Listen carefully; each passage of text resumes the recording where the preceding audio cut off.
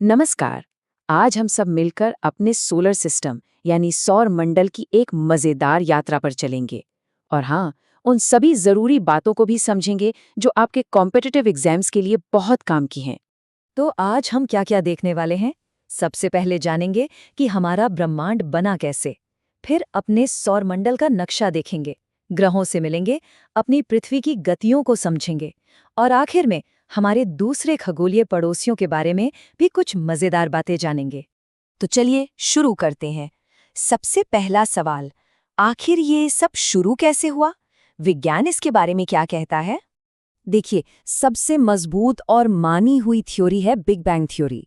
इसके मुताबिक हमारा पूरा का पूरा ब्रह्मांड एक बहुत ही छोटा, गर्म और घने बिंदु से शुरू हुआ और फिर एक महाविस्फोट के बाद ये फैलना शुरू हो गया और आज तक फैल ही रहा है। बस इतनी सी बात याद रखनी है।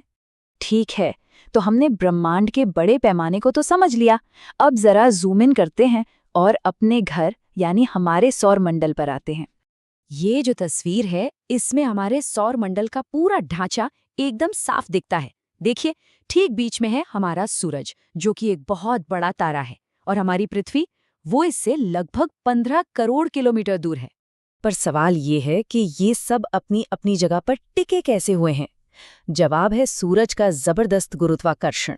यही वो ताकत है जो सभी ग्रहों और बाकी चीजों को अपनी अपनी ऑर्बिट यानी कक्षा में बांध कर रखती है।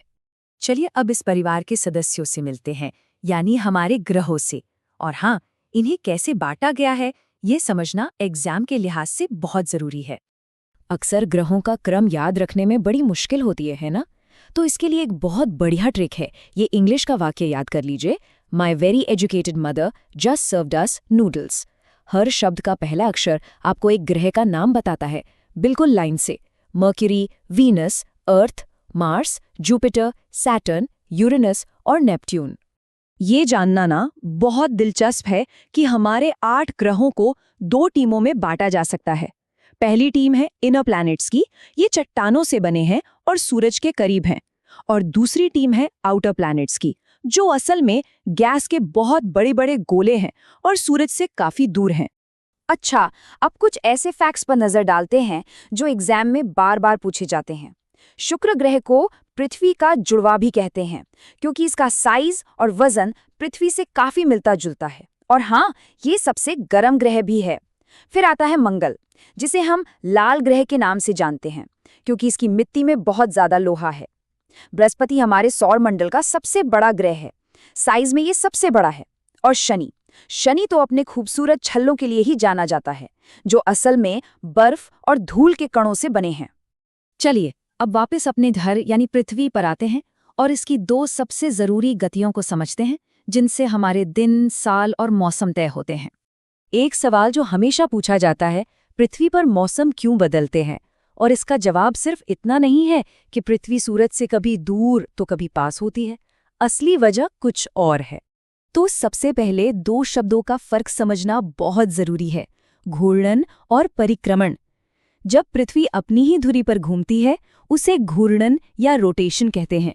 इसमें 24 घंटे लगते हैं और इसी से दिन और रात होते हैं। और जब पृथ्वी सूरज का पूरा एक चक्कर लगाती है, तो उसे परिक्रमण या रेवोल्यूशन कहते हैं। इसमें 365 दिन और लगभग 6 घंटे लगते हैं और इसी से मौसम बदलते हैं। और मौसम बदलने का असली राज इस तस्वीर में छिपा है। जरा ध्यान से देखिए। पृथ्वी सूरज का चक्कर लगाते हुए भी अपनी धुरी पर थोड़ी झुकी हुई है, और ये हमेशा एक ही दिशा में झुकी रहती है। इसी झुकाव की वजह से साल के अलग अलग समय में पृथ्वी का कोई हिस्सा सूरज के ज्यादा सामने होता है और कोई हिस्सा कम। बस इसी से मौसम बदलते हैं। तो सबसे जरूरी बात जो याद रखनी है, वो है ये नंबर 23.5 डिग्री। पृथ्वी अपनी धुरी पर 23.5 डिग्री झुकी हुई है और यही झुकाव मौसम बदलने की असली वजह है, न कि सूरज से दूरी। ठीक है, तो ग्रहों की बात तो हो गई, पर हमारी कहानी यहीं खत्म नहीं होती। चलिए अब सौर मंडल की कुछ और दिलचस्प चीजों पर भी एक नजर डालते हैं। तो सबसे पहले एक परिभाषा समझते हैं जो साल 2006 में बहुत ज्यादा चर्चा में आई थी। और ये वो बड़ा फैसला था। अगस्त 2006 में इंटरनेशनल एस्ट्रोनॉमिकल यूनियन ने प्लूटो को ग्रहों की लिस्ट से हटाकर एक बौने ग्रह यानी ड्वार्फ प्लैनेट का दर्जा दे दिया। चलिए, जाने से पहले एक बार फिर से सभी जरूरी पॉइंट्स को फटाफट रिवाइज कर लेते हैं, जो एग्जाम के लिए सबसे ज्यादा इंपॉर्टेंट है।